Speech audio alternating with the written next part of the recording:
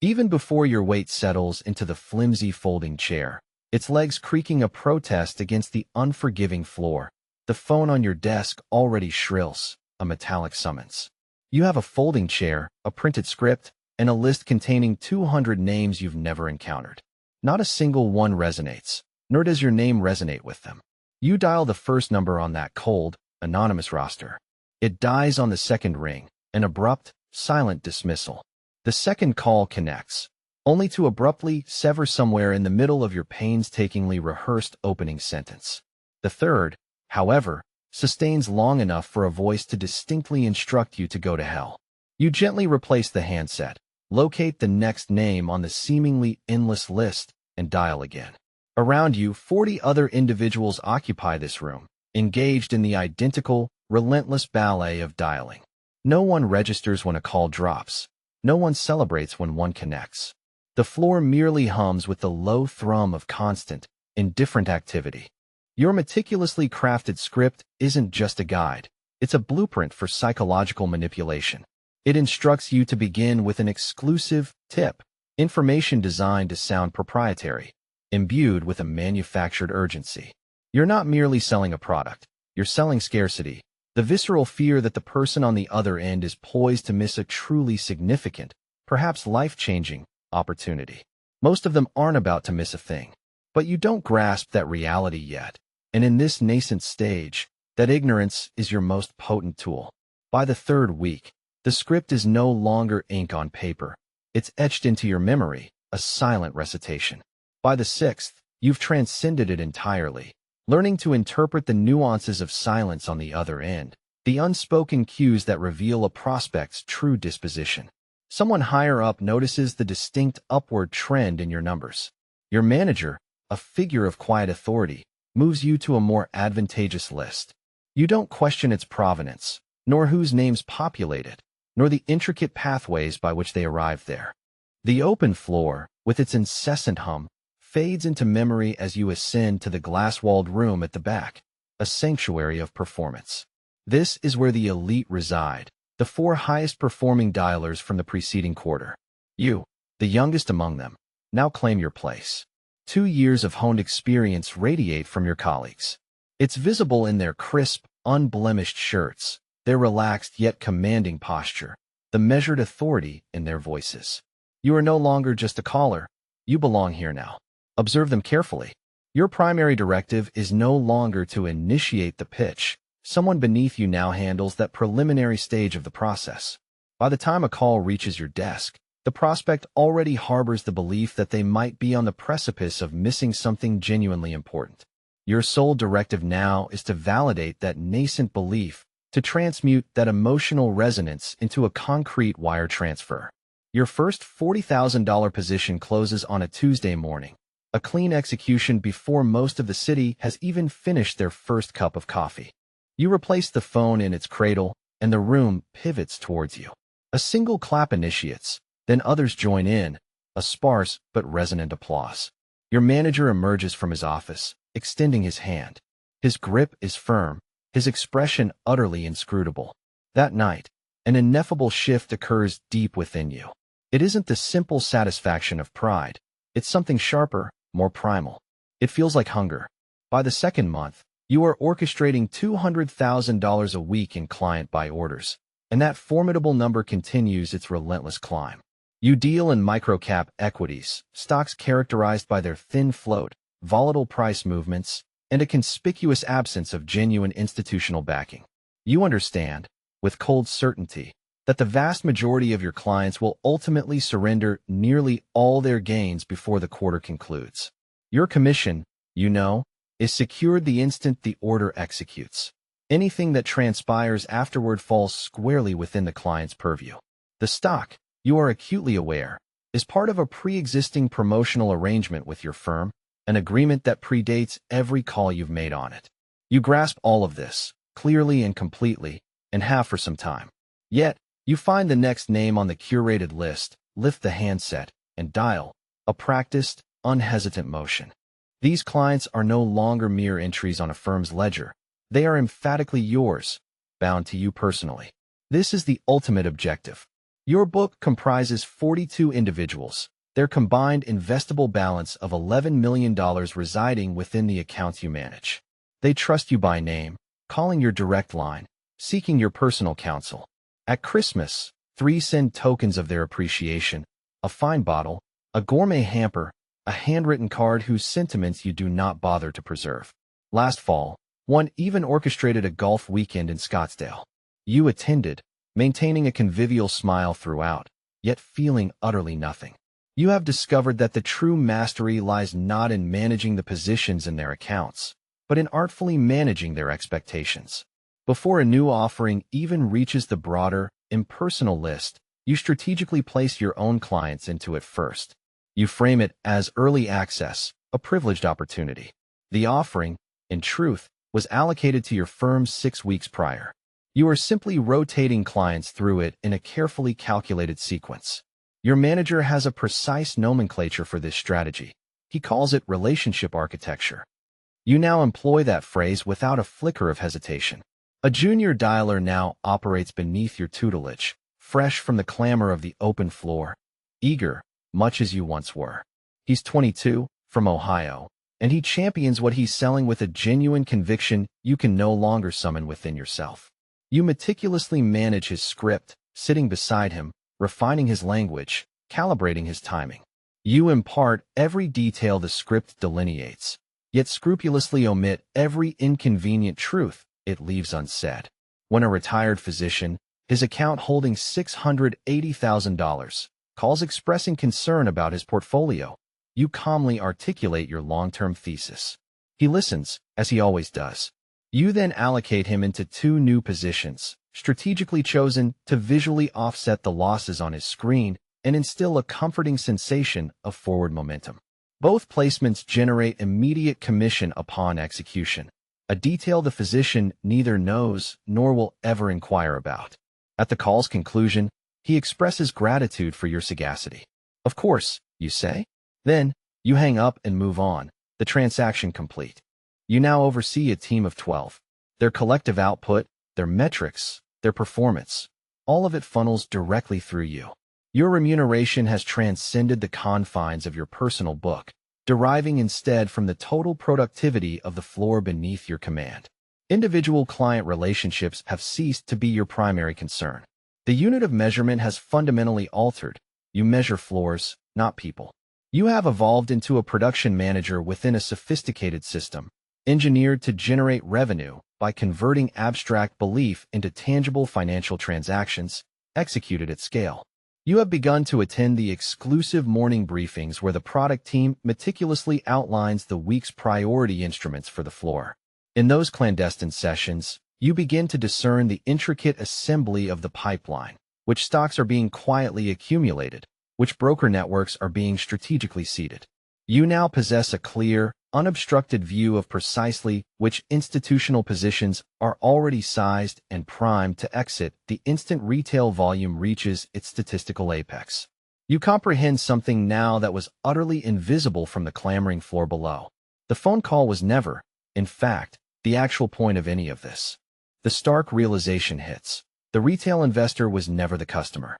Instead, they were the product itself, the very commodity around which the entire, intricate operation was meticulously constructed to move.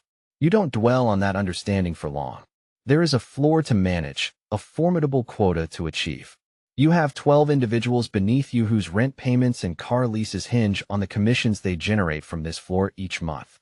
Your lifestyle, too, has expanded steadily and imperceptibly, mirroring every upward surge in your income over the last 2 years. A substantial mortgage, a premium car lease, a partner who appreciates fine dining and has, wisely, never directly inquired about the precise nature of your profession. Each morning at 8 o'clock, you command the front of the room, briefing your team on the day's priority instruments. You meet the gaze of each of the 12, instructing them, with unwavering eye contact, to genuinely believe in what they are selling. A subtle snort, a fleeting internal scoff. Yet, you still deliver that line with a timbre in your voice that carries just enough genuine conviction to ward off any questions. The quota looms. At the close of every week, The number displayed on the screen is either triumphantly above the line or damningly below it. The floor hums with the relentless sound of 40 phones being dialed in an unceasing sequence. At the close of every day, the process will begin anew. Then, one morning, without prior announcement, the lawyers arrive, appropriating the corner meeting room for the remainder of the week. You have, by then, ascended to a different floor. The carpet is noticeably thicker, the walls are solid, soundproof. The meetings here are not open to the casual scrutiny of the floor. Every meeting now transpires behind firmly closed doors. The lexicon employed in these sessions is precise, meticulously crafted in ways that earlier conversations never were. Words like exposure, documentation, regulatory comfort, and material non-disclosure have seamlessly integrated into your lexicon, feeling entirely organic now. Your analytical framework has fundamentally shifted. You no longer ponder what is merely legal. Instead, your focus is exclusively on what is enforceable. The intricate, often nebulous, gap between these two concepts is your precise domain.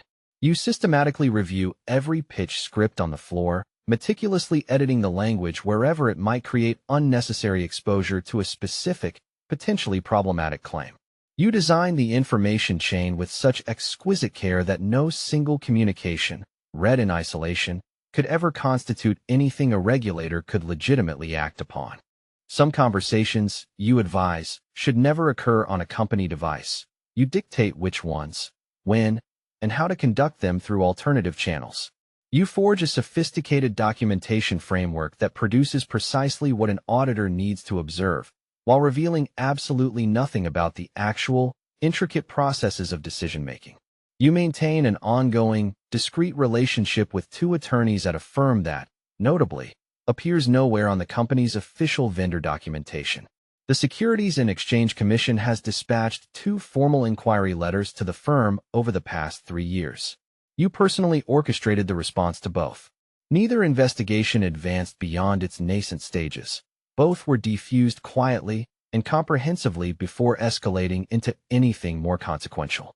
The first was expertly resolved via a document production that was technically exhaustive, outwardly cooperative, yet strategically designed to reveal absolutely nothing actionable. The second was deftly managed by offering carefully limited cooperation with a separate, ongoing investigation, a maneuver that successfully diverted the regulator's attention elsewhere. You are exceptionally proficient at the work you perform on this floor. The individuals above you acknowledge this, though they never discuss it openly. You never articulate your function to anyone outside of this floor, and rarely even to those within it. There is simply no strategic advantage in doing so. The cold calls are years behind you now. The floor itself is a distant memory, a different world entirely, somewhere far beneath you in the building. You now meticulously manage $340 million, strategically apportioned across 4 distinct investment vehicles, each engineered with unique structures and specific strategic objectives. The first vehicle is a registered fund, transparent, fully documented, publicly visible. This is the version of you that appears in public filings. 2 of the vehicles are intricate offshore structures, a Cayman Islands SPV and a British Virgin Islands entity, both utilized for concentrated position accumulation.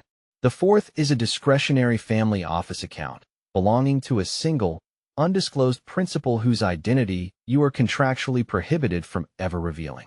You no longer take calls from retail clients. You haven't taken a retail call in years. That function exists several floors below you. Retail was never the ultimate destination. It was always the ingenious mechanism, the engine that generated volume and momentum inside the positions you had already meticulously constructed. The offshore vehicles enter a target position quietly and early, accumulating at prices before any visible interest in the stock has even emerged. The retail operation, a calculated engine, subsequently generates the requisite volume and upward price momentum, fabricating the illusion that the position was a spontaneous market discovery. Your exit is planned and timed well in advance, meticulously structured to execute precisely at or near the moment retail enthusiasm reaches its statistical peak. By the time every retail client on the floor is fully invested and fully committed, your offshore entities have already settled and exited entirely. The precise temporal gap between those two events, your strategic exit and their unwitting entry, is no mere coincidence. It is, in its entirety, the sophisticated architecture of your career. Twice a year, you fly business class to Zurich, where you review the intricate offshore structures with a trusted fiduciary who manages 7 similar arrangements for other select clients. You savor exceptionally fine wine, engage in nuanced discussions about settlement windows and optimal tax treatment, and mutually agree upon subtle adjustments to the structure before the advent of the next reporting cycle. You fly home the very same night on a late departure. You succumb to a deep, dreamless sleep on the plane, landing hours before your children stir awake. In the morning, their innocent questions about your whereabouts are met with a casual "Europe," uttered with the same mundane inflection one might use to describe a trip to the office.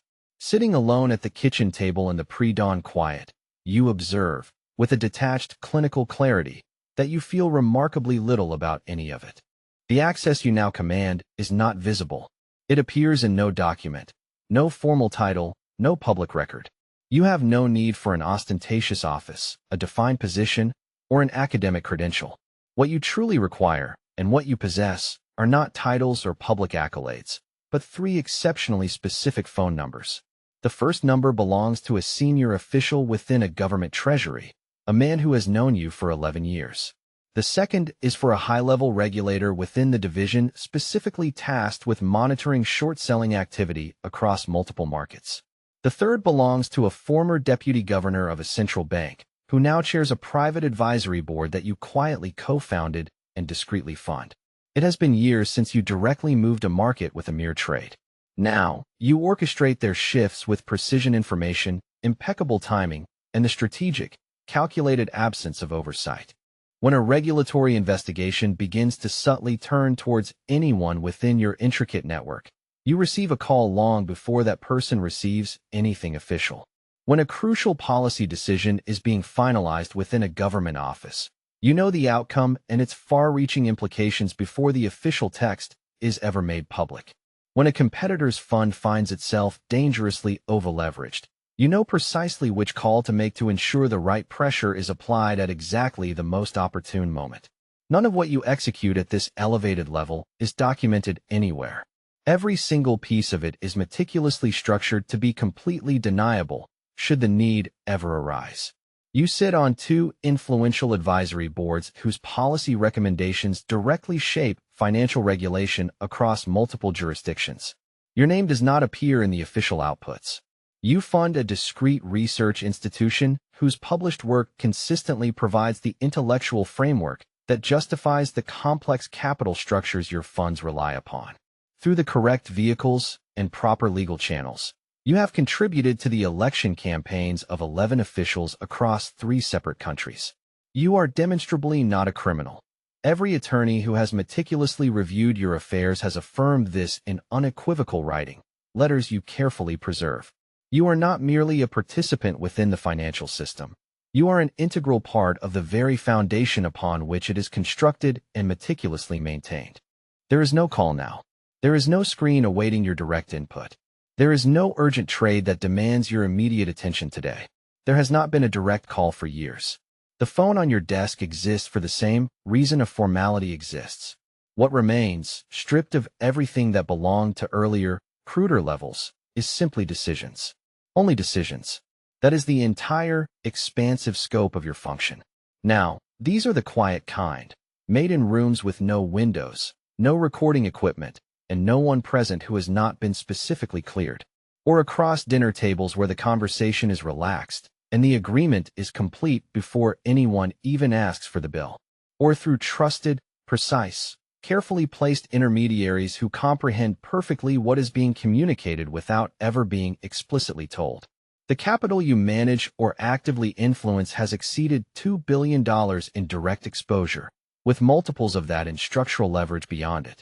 You have moved currencies, not in the transactional way a trader moves a currency, but in the profound way a decision, meticulously crafted in a windowless room, moves one. You were an integral part of the private creditor group that restructured 2 sovereign debt instruments. That group was never publicly acknowledged as having existed. You were present in the room where a central bank emergency facility was painstakingly negotiated, the one that determined which institutions would survive the impending crisis and which would be allowed to fail. Your name does not appear in connection with any of these pivotal events in any published record, official filing, or historical account of what transpired. You have expended considerable time and significant resources ensuring that your name remains conspicuously absent from any connection to these events. What the system has exacted from you in exchange for what it has so bountifully given is not something you discuss, not even privately, not even with yourself. You no longer perceive yourself as being contained within the machine. The machine, in fact, does not contain you at all. You operate on an entirely different plane of existence. You are, quite simply, the fundamental reason the machine operates precisely as it does. This is not an assertion of power. It is merely the most accurate, unvarnished description of your true function. Somewhere far below you, in a building in which you now own an interest, a door opens at the commencement of a morning shift. A young man enters, wearing a brand new, crisply pressed shirt.